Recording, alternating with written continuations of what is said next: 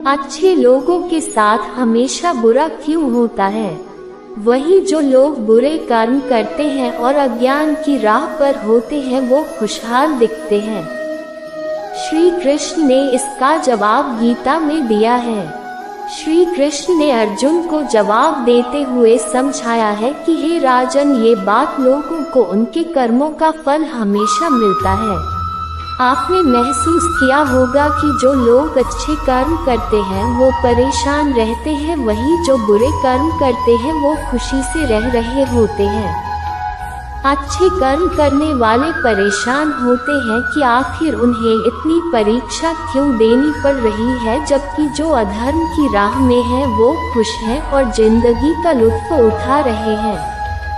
अगर आपके मन में भी ये सवाल आया है तो आज हम आपको इसका जवाब देंगे। और फिर कहा कि हे पार्थ सुनो, भगवत गीता में वर्णित कथा के अनुसार जब भी अर्जुन के मन में कोई दुविधा होती थी तो वो श्री कृष्ण के पास ही पहुंच जाते थे। एक बार की बात है, अर्जुन भगवान श्री कृष्ण के समीप आकर कहा कि वो दुविधा में है और इसका जवाब वो श्री कृष्ण से चाहते हैं। श्री कृष्ण ने पूछा कि क्या सवाल है? अर्जुन ने कहा, मुझे ये जानना है कि अच्छे लोगों के साथ हमेशा बुरा ही क्यों होता है, वही बुरे लोग खुशहाल दिखते हैं। अर्जुन के मुख से ऐसी बातें सुनकर श्री कृष्ण मुस्कुराए और कहा, मनुष्य जैसा सोचता है और महसूस करता है वैसा कुछ नहीं होता है, बल्कि अज्ञानता की वजह से वो सच्चाई नहीं समझ पाता है। अर्जुन उनकी ये बात समझ नहीं पाए। इसके बाद श्री कृष्ण ने क्या कहा वो जानते हैं। श्री कृष्ण ने अर्जुन से कहा, पार्थ, मैं तुम्हें एक कथा सुनाता हूँ, उसे सुनकर तुम समझ जाओगे कि हर प्राणी को उसके कर्म के हिसाब से ही फल मिलता है। प्रकृति हर किसी को अपनी राह चुनने का मौका देती है।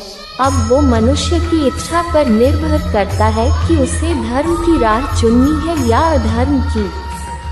कथा शुरू करते हुए श्री कृष्ण ने कहा, एक नगर में दो पुरुष रहा करते थे। एक पुरुष व्यापारी था जिसके जीवन में धर्म की बहुत महत्ता थी। वो पूजा पाठ में यकीन रखता था। वो हर रोज मंदिर जाता था और दान धर्म भी करता था और हर रोज भगवान की पूजा करता था। वही दूसरा पुरुष बिल्कुल विपरीत था। वो हर रोज मंदिर तो जाता था लेकिन पूजा करने नहीं बल्कि मंदिर के बाहर से जूती चप्पल चुराने। उसे दान और धर्म से कोई लेना देना नहीं था। समय बीतता गया और एक दिन बहुत जोर की बारिश हो रही थी। इस वजह से मंदिर में पुजारी के अलावा कोई नहीं था। ये बात जब दूसरे पुरुष को पता चली तो उसने कहा कि ये सही मौका है मंदिर का धन चुराने का। पंडित से नजर बचाकर उसने मंदिर का सारा धन चुरा लिया। उसी समय धर्म कर्म में विश्वास रखने वाला व्यक्ति भी मंदिर पहुंचा। दुर्भाग्य से मंदिर के पुजारी ने उसे ही चोर समझ लिया और चिल्लाने लगे। वहां लोग एकत्र हो गए और उसे बहुत मारा। किसी तरह वो बचते बचाते वहां से निकला तो दुर्भाग्य ने उसका साथ वहां भी नहीं छोड़ा। मंदिर के बाहर वो एक गाड़ी से टकरा गया और घायल हो गया। फिर वो व्यापारी लंग लाते हुए घर जाने लगा तो रास्ते में उसकी मुलाकात उस पुरुष से हुई जिसने मंदिर से धन चुराया था। उसने कहा, आज तो मेरी किस्मत चमक गई, एक साथ इतना सारा धन मिल गया। ये सब देखकर उसे बहुत बुरा लगा और उसने अपने घर से भगवान की सारी तस्वीरें निकाल दी। कुछ सालों बाद दोनों की पुरुषों की मृत्यु हो गई। मरने के बाद जब दोनों यमराज की सभा में पहुंचे और भले पुरुष ने दूसरे व्यक्ति को देखा तो उसे बहुत गुस्सा आया।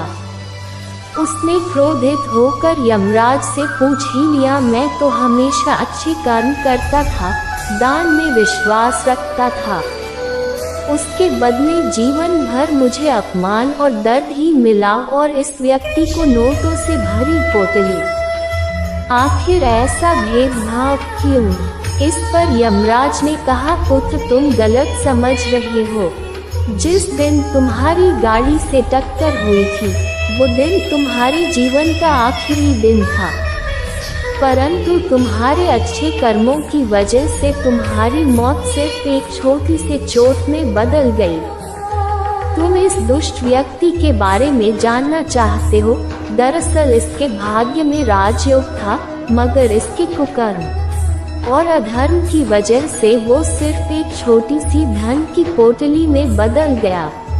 कथा सुनाने के बाद श्री कृष्ण अर्जुन से कहते हैं, पार्थ क्या अब तुम्हें तुम्हारे सवाल का जवाब मिल गया? ऐसा सोचना कि भगवान तुम्हारे कर्मों को नजरअंदाज कर रहे हैं, ये बिल्कुल भी सत्य नहीं है।